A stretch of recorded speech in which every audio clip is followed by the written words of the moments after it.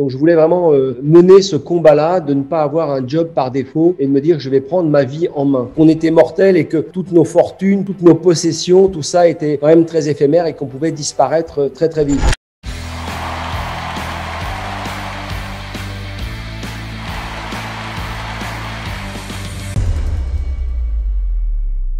Nous avons un grand monsieur, nous allons accueillir maintenant, doublement étoilé depuis 1999, engagé socialement et très médiatisé par l'émission Top Chef. Tellement heureux que tu sois là. Merci à toi d'être présent. On va parler un petit peu parce qu'on voit qu'il y a beaucoup de Japonais derrière toi. Donc, tu nous parles d'où, Thierry? Et puis, on va commencer rapidement avec ton histoire rapidement. Je parle de nos bureaux. Là, on est au bureau atelier d'ailleurs, où on est un certain nombre à travailler sur ce centre à Paris. Génial. Et donc, parlez un petit peu de ton parcours. Je sais que tu as eu un long chemin vers le succès, parti de zéro. Genre, on parle de, tu avais casque bleu pendant la guerre du Liban, tu été garde du corps, petit boulot, etc. Enfin, ouais, parlez un petit peu de cette histoire incroyable. Non, d'abord, je suis un modeste artisan, hein, vraiment. Je suis devenu chef et chef d'entreprise par voie de conséquence, je dirais. Mais non, un parcours scolaire empirique, hein. Je comprends l'école primaire, parce que ma grand-mère me disait toujours, tu sais, les riches ont le savoir, donc ils ont le pouvoir. Si tu sais lire et compter, ils ne te voleront pas. Donc, alors ça, j'ai compris, j'ai rançonné les conseils de ça. Et puis après, le collège, j'ai rien compris. C'était les quartiers, comme on le dit maintenant, quartier politique de la ville. Donc, une pas de seconde, pas de sixième, pas de cinquième. Je fais des classes de transition pour me proposer une formation dans la mécanique générale. Alors là, ça ne me plaît pas du tout, je quitte. Et la spirale dangereuse peut arriver dans ce type de quartier. Coup de chance, j'aimais bien le judo. Et dans le judo, je vais comprendre d'abord peut-être un peu l'art du combat, mais surtout, je vais comprendre comment on peut faire pour apprendre. Observer et se faire, apprendre et comprendre, et ensuite pouvoir innover. Et je crois que ça m'a permis d'entrer chez les Compagnons des Devoirs comme une formation de pâtisserie et de découvrir la France finalement en faisant mon tour de France. Et puis ensuite, effectivement, le service militaire était très peu payé en 1978. Donc, comme j'étais judoka, j'ai choisi de m'engager. Et effectivement, j'ai servi un régiment parachutiste d'infanterie de marine. Et j'en étais très heureux, mais bon, je n'avais pas la possibilité, vu mon niveau d'études, de faire une carrière ni de sous-officier ni d'officier. Donc, j'ai quitté l'institution avec regret, mais j'ai quitté l'institution et je me suis dirigé vers une autre formation. D'abord, j'ai repris mes études et puis ensuite, je me suis dirigé vers une autre formation.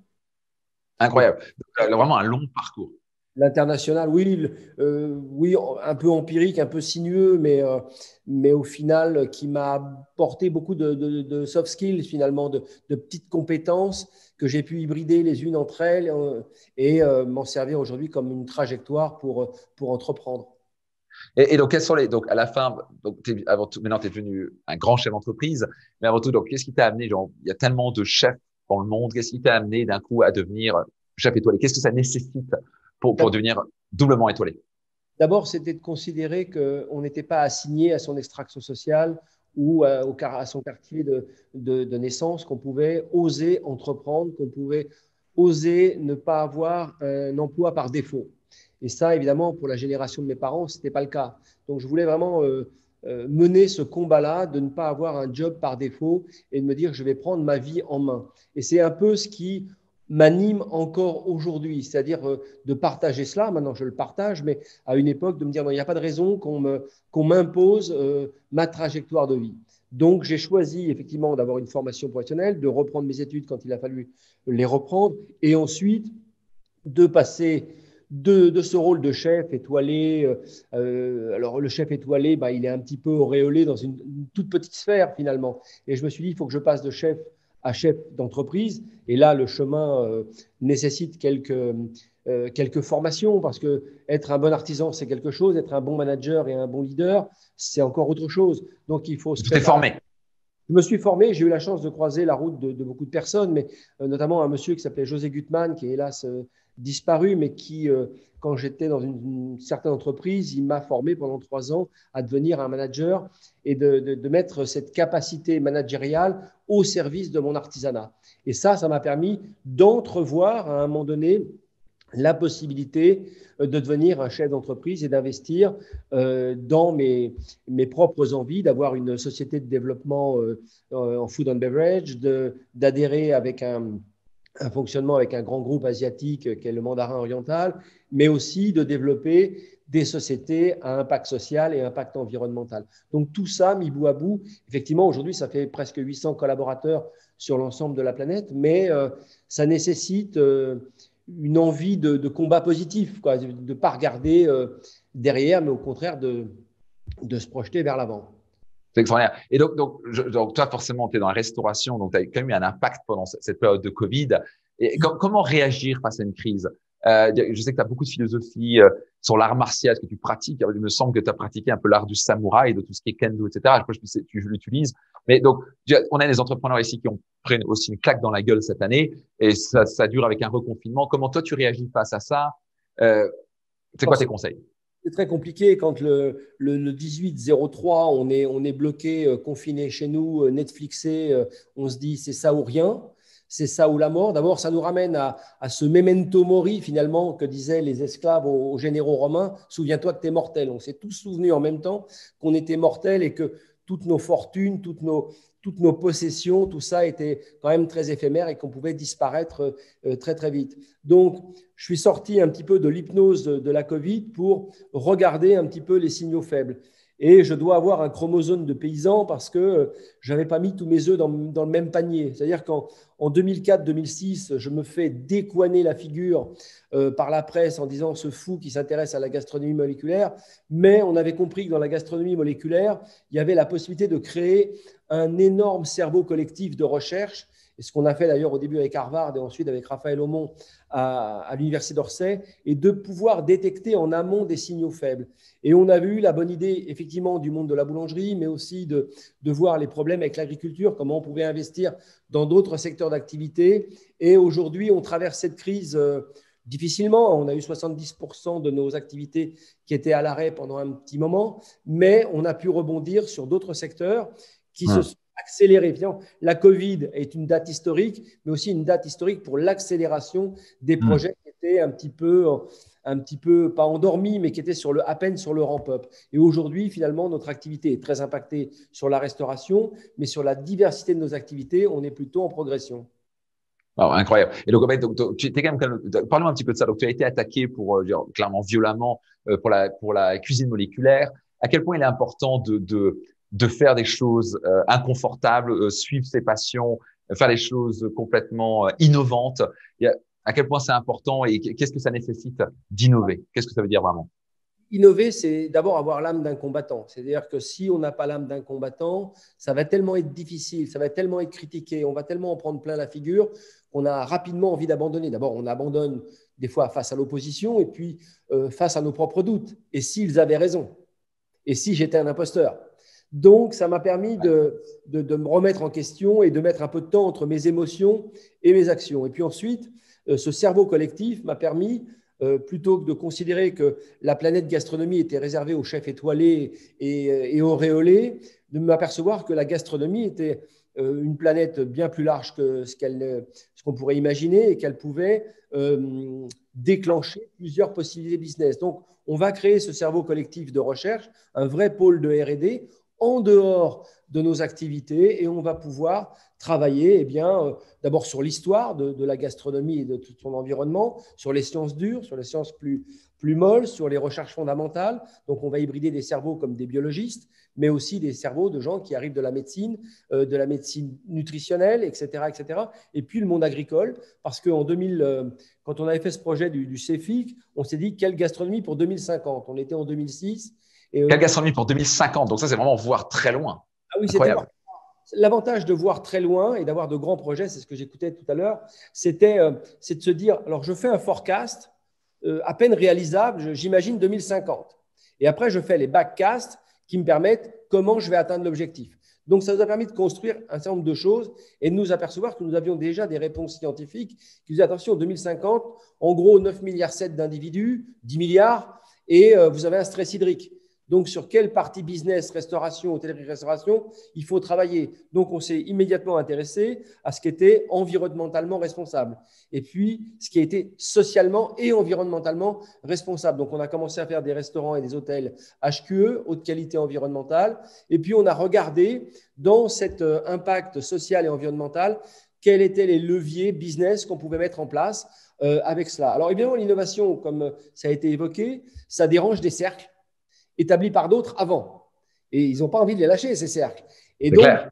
les rigidités, c'est violent. Et puis, à un moment donné, comme disait Schopenhauer, eh ben, on se dit, bah oui, moi, c'était une évidence. Oui, il avait raison. Mais on a pris 10 ans de coups assez violents. Et D'abord, on est critiqué violemment et puis finalement, on dit ah, c'était évident et puis quel génie, exactement. c'était Alors, normal, ça devait se faire.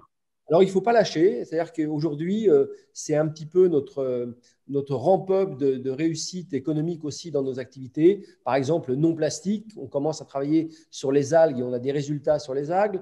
La nourriture embarquée. Et puis, déplacer nos investissements. Est-ce que j'investis dans des restaurants ou est-ce que j'ai intérêt à investir dans des GAEC agricoles pour profiter peut-être d'une croissance en conscience un peu plus durable que des croissances à 3 chiffres comme ça qu'on fantasme en permanence. Et est-ce que ces grandes croissances ne sont pas du siècle passé et que le siècle dans lequel on est aujourd'hui est plutôt des croissances en conscience? Donc, c'est tout ça que nous permet ce cerveau collectif. Il est libre, il est indépendant et il est interactif parce qu'on travaille avec plusieurs universités. Et comme ça nous permet, encore une fois, je le redis, de détecter quelques signaux faibles extrêmement intéressants et de miser peut-être ou peut-être pas sur des secteurs d'avenir. Et donc, est-ce que tu peux redéfinir donc ce que c'est les signaux faibles, signaux forts? Donc, signaux faibles par rapport à signaux forts, ça veut dire quoi? J'en donne un facile. Le signal faible, c'était par exemple, il y a 15 ans, on travaille sur le sans sucre ajouté.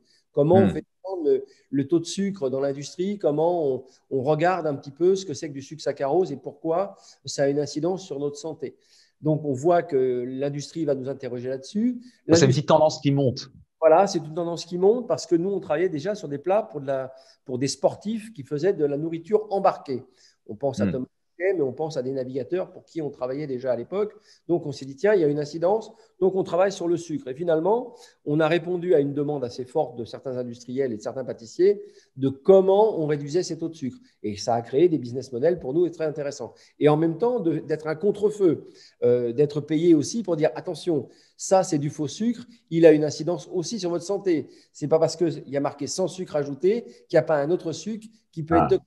Donc, tout ce cerveau collectif peut interagir. C'est-à-dire qu'un médecin nutritionniste cancérologue peut dire attention, ça, ce produit-là dans l'industrie, il est dangereux. Donc aujourd'hui, on est sur ces signaux faibles-là. Le plastique, comment on remplace le plastique? Aujourd'hui, on sait remplacer à peu près du film alimentaire, par exemple, ou des emballages avec des algues marines, sauf qu'on ne sait pas les mettre en production. Mais ça viendra. Quand le plastique sera totalement interdit, on sait très bien que l'industrie va emboîter ce pas du non-plastique. Donc, tous ces signaux faibles, eh bien, finalement, aujourd'hui, on les amorce, on les anticipe un petit peu et on essaye d'en faire un ramp-up de croissance.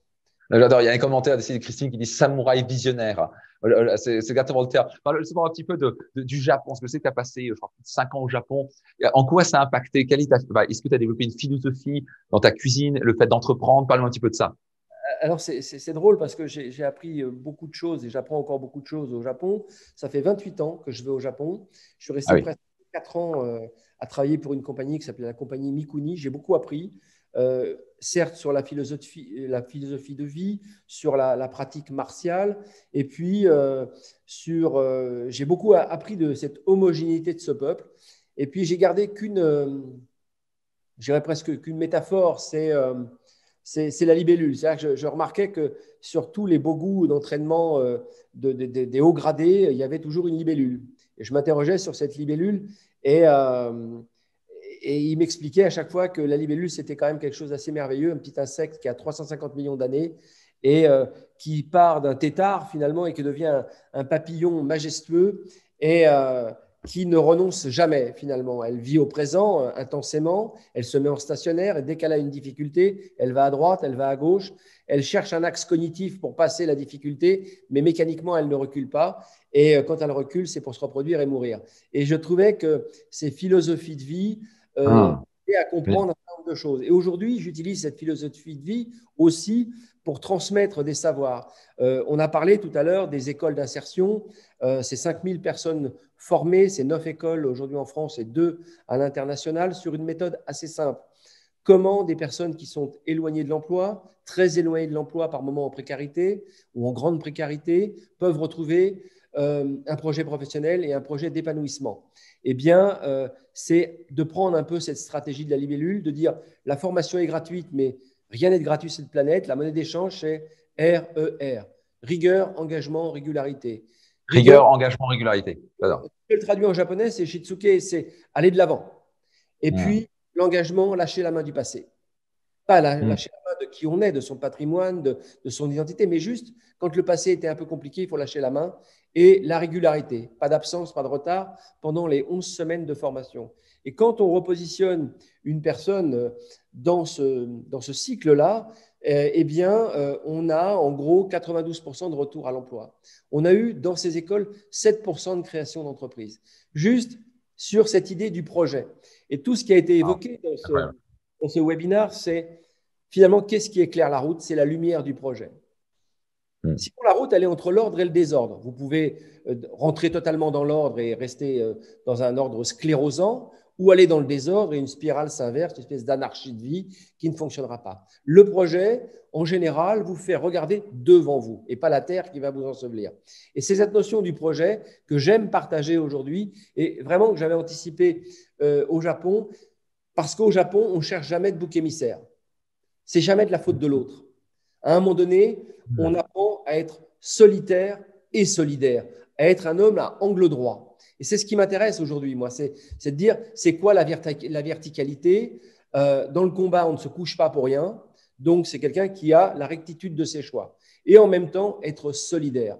Et ça, vraiment, c'est une pratique que j'ai apprise au Japon, que j'essaye de transposer en France. Et souvent, quand je vois des gens revenir du Japon, je leur dis, non, mais arrêtez de ramener des souvenirs. Ramener juste un petit peu d'homogénéité de ce peuple qui, à un moment donné, n'est pas un modèle, mais ne cherche pas en permanence des boucs émissaires, mais est plutôt dans une logique de chercher des solutions plutôt que des coupables. Et ça, évidemment, dans la philosophie de vie que j'ai et dans l'application que je peux en faire dans mes entreprises, c'est très utile. Et dans ce modèle managérial que j'utilise, je me dis, c'est quoi? Je pars d'un diagnostic, finalement. Je me dis, dans l'entreprise ou dans l'entreprise sociale que j'ai à diriger, je me dis, dur avec les faits, bienveillant avec les gens.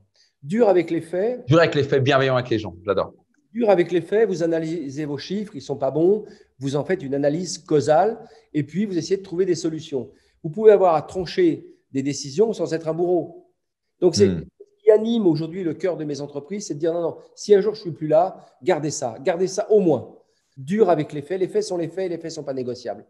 Donc, il faut être dur avec les faits et de voir dans les faits des opportunités, parce qu'on fait, comme je viens de l'évoquer, une analyse causale, donc il y a des opportunités à trouver. Et puis, bienveillant avec les collaborateurs, parce qu'ils sont là, finalement, pour porter la mission. Et s'ils ne se reconnaissent pas dans cette mission, s'ils ne s'épanouissent pas non plus dans cette mission, alors il faut qu'ils vous quittent en étant les meilleurs amis possibles, en étant les meilleurs voisins possibles.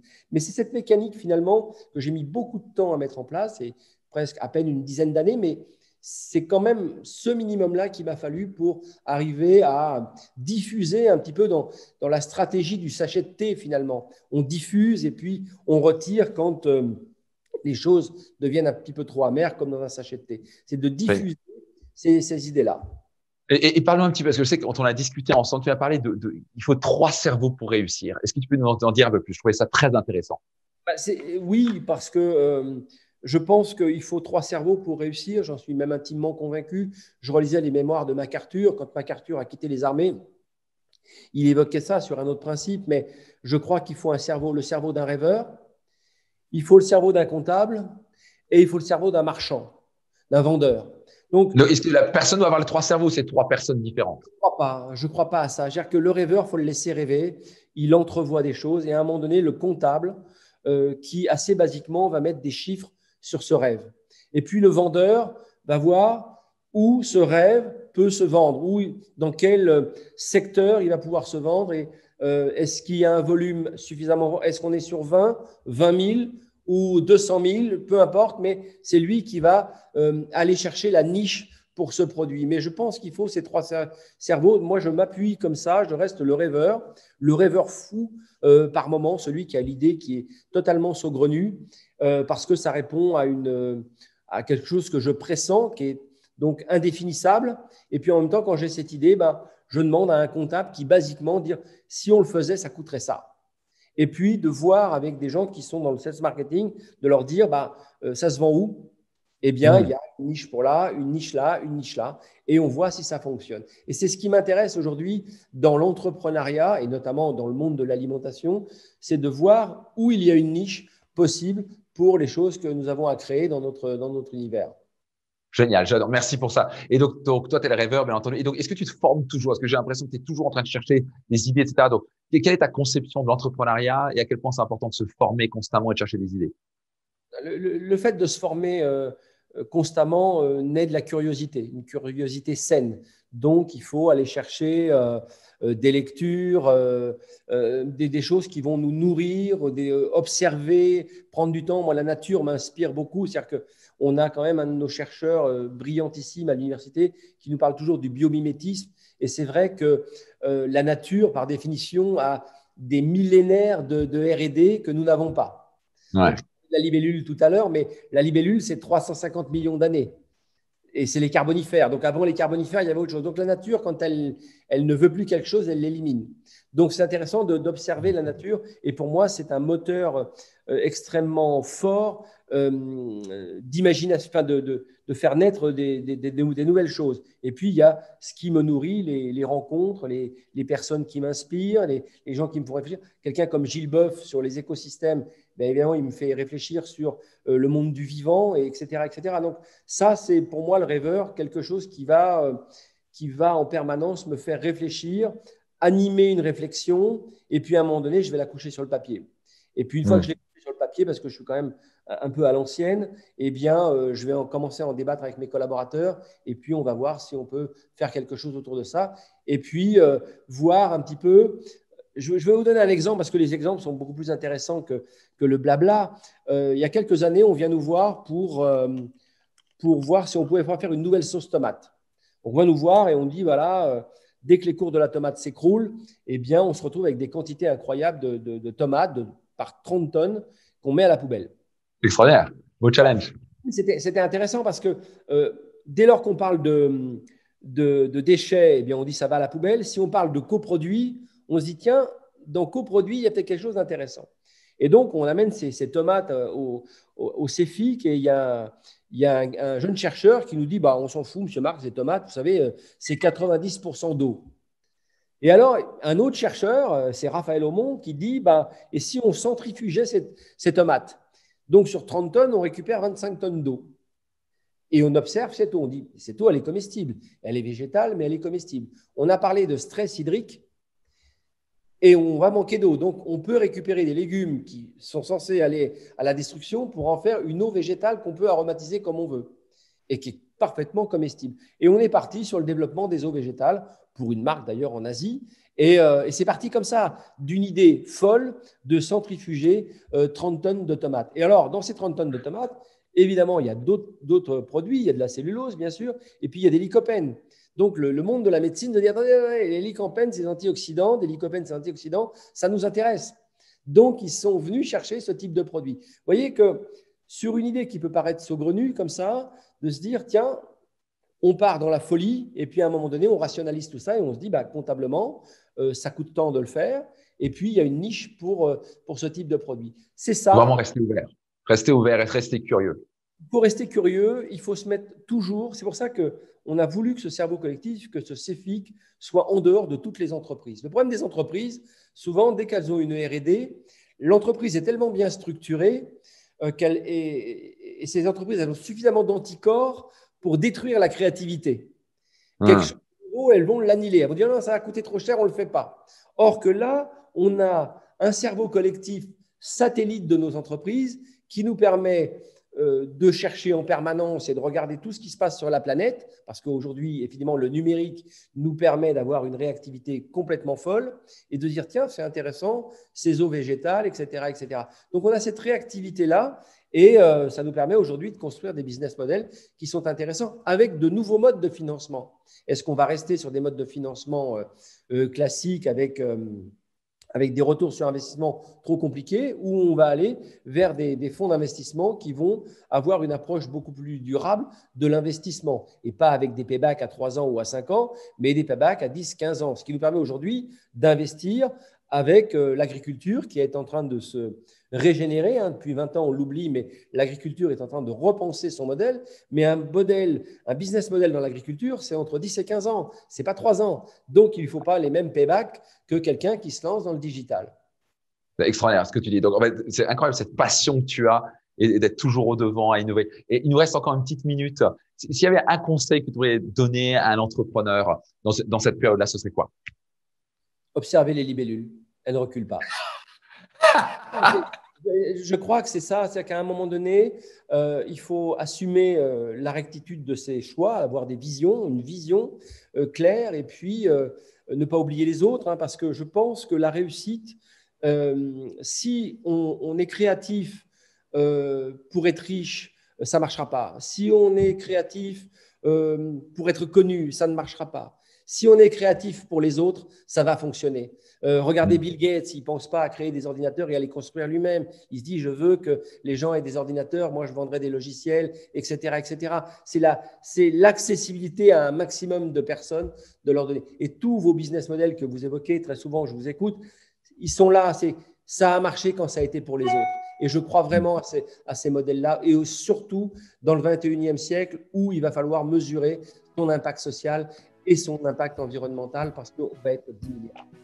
C'est extraordinaire. Je vois tellement de commentaires extraordinaires, merveilleux, génial. Thierry, comment on peut te supporter là-dedans? Donc, moi, je sais qu'il y a plein d'aéroports fermés, etc. Mais comment on peut t'aider, te suivre? Dis-moi un petit peu comment peut-être aller à la boulangerie plus souvent chez toi? Je crois qu'il faudra être de retour. La restauration, c'est du lien social, c'est l'envie de partager, c'est beaucoup de choses. On oublie que la restauration, c'est tout ça avant tout et que ça fait partie du maillage social d'une ville, d'un village, d'une grande métropole. Mais revenez dans les restaurants quand on aura l'autorisation de revenir. On compte sur vous et je suis sûr que vous n'oublierez pas la gastronomie. Mais regardez des fois la gastronomie autrement, de façon un peu plus large, le monde agricole et puis la valeur d'un produit. Sa valeur n'est pas forcément dans le prix. Écoute, un grand merci pour ces clés, Thierry. Juste avant de nous quitter, j'ai un cadeau à vous offrir. C'est un process qui s'appelle 3 Focus qui m'a permis, moi, de récupérer tellement de temps et d'être tellement plus productif. Et ça a été un des grands secrets pour moi d'avoir littéralement multiplié par 10 les bénéfices de mon entreprise ces dernières années. Téléchargez votre guide gratuit maintenant.